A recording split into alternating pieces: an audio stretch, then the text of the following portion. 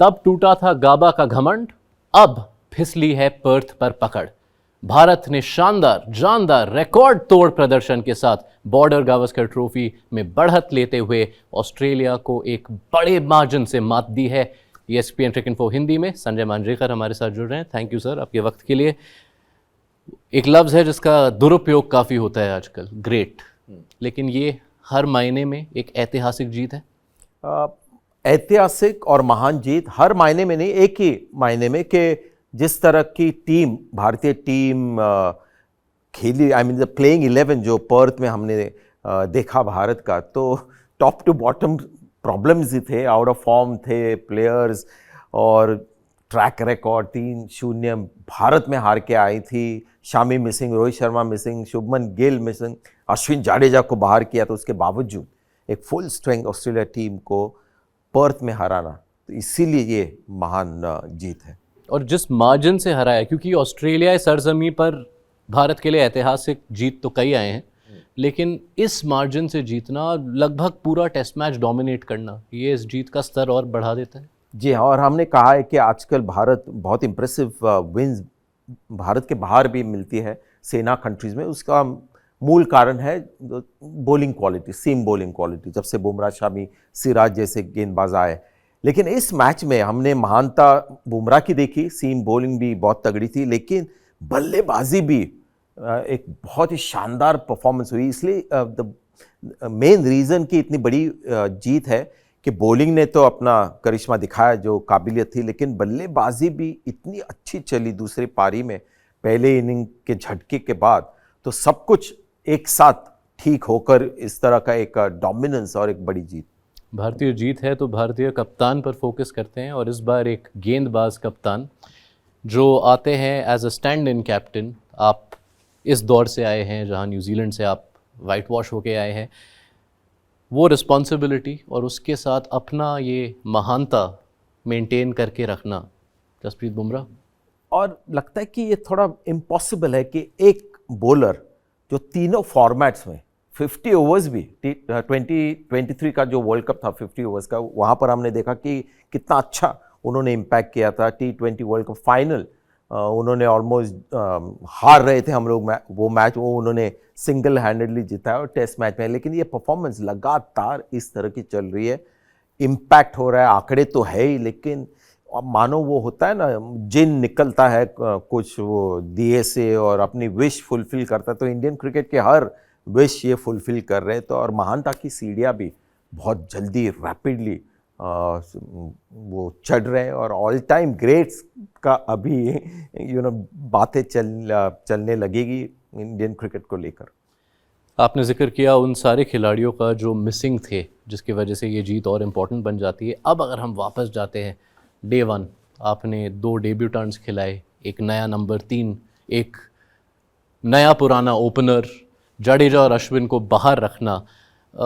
फैसलों को इस ज़माने में अक्सर डिसाइड किया जाता है कि अरे जीत गए तो क्या कहना, हार गए तो ये कर क्या दिया, पर मैच के बाद क्या कहेंगे आप इन सारे फैसलों के बाद? अच्छा आपने क्लियर कर दिया, क्योंकि कभी कभी बहुत कन्वीनियंटली हम रिजल्ट देख के कहते कि बहुत ही अच्छा ये डिसीजन था, जो मुझे लग रहा था, और कैसे थोड़ा सा मैं गलत साबित हुआ इस परफॉर्मेंस पे। KL राहुल जो ओपनर करके खेले हैं, 50 के ऊपर मैचेस है, लेकिन उसके बावजूद ड्रॉप हुए, तो फिर से उनको खिलाना क्या सेंस बनता है? नहीं, लेकिन खिलाया उनको, क्योंकि उन्होंने कुछ देखा जिस तरह से खेल रहे थे। ईश्वरन को नहीं खिलाया, देवदत्त पडिक्कल को नंबर 3 पे खिलाया, क्योंकि एक बंदा है जो थोड़ा सा लास्ट टेस्ट मैच में न्यूजीलैंड के खिलाफ बहुत ही बुरी तरह से आउट हुए, लेकिन 150 रन बनाए, उसके पहले 3-4 50 उनको बाहर कर दिया।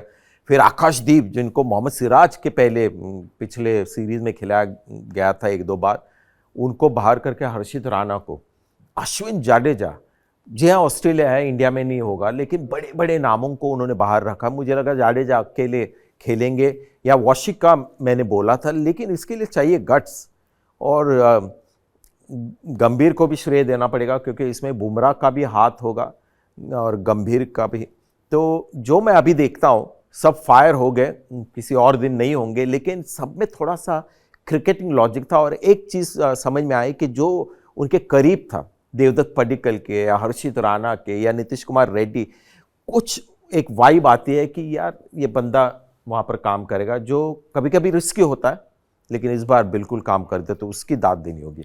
बतौर बल्लेबाज गौतम गंभीर के साथ वो लफ्ज़ गट्स बहुत बार अटैच किया जाता था। कोचिंग करियर की शुरुआत अब गट्स या गट फीलिंग, दोनों। गट्स के बारे में पता नहीं, गट फीलिंग तो इस बार तो बिल्कुल सही। जी हाँ, कोचिंग करियर जिसकी शुरुआत कठिन रही है, उसमें एक बहुत ही अहम पल गौतम गंभीर के लिए।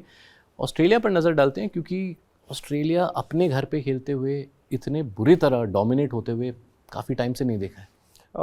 दो कारण, एक तो बल्लेबाजी में जो कमजोरियां थी वो बहुत ही ओपन में आ गई, क्योंकि ओपनर भी, उनकी भी समस्याएं थी, ओपनर ही उनको मिल नहीं रहा था।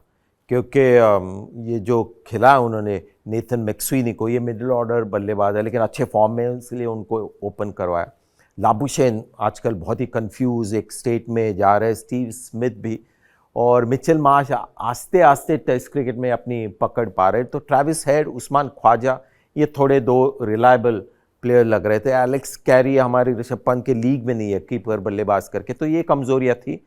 लेकिन बॉलिंग में जो बुमराह ने बार रेस किया, उसके नज़दीक भी तीनों फास्ट बॉलर ने आए, ये उनको थोड़ा सा हर्ट करना पड़ेगा। आखिरी सवाल, एक हफ्ता भी नहीं हुआ है कि सीरीज शुरू हो रही थी और हम ये सोच रहे थे कि क्या भारत compete कर पाएंगे। जिस तरह से पासा पलटा है, सीरीज का रुख बदल चुका है। दिशा ज़रूर बदली है, ऐसा नहीं कह सकते कि अब भारत 4-0 जीत सकता है, क्योंकि जीते तो है लेकिन इंपॉर्टेंट बॉक्सेस भी टिक हुए। सबसे इंपॉर्टेंट कि केएल राहुल ने 100 नहीं बनाया, केएल राहुल ने, क्योंकि 70 जब करते तो कंसिस्टेंसी उनकी लगातार रहती है, 100 करते तो एकदम आउट ऑफ फॉर्म हो जाते। तो वो एक अच्छा एक opening pair full of confidence, Rohit Sharma एक ऑप्शन है, वो आएंगे ओपनिंग, तो ये 3 पर खेल सकते हैं। शुभमन गिल आएंगे, विराट कोहली, एक बहुत ही इम्पॉर्टेंट एक उपलब्धि ये थी कि उन्होंने 100 किया है, यानी जो प्रेशर होता है एक दिग्गज प्लेयर का, वो चला गया और बहुत रिलैक्स लग रहे थे, और ऑस्ट्रेलिया के किंग है, तो पहले टेस्ट मैच में ये हुआ है, तो ये फॉर्म ज़रूर थोड़ा बहुत कैरी करेंगे, तो वो एक अच्छी चीज़ है।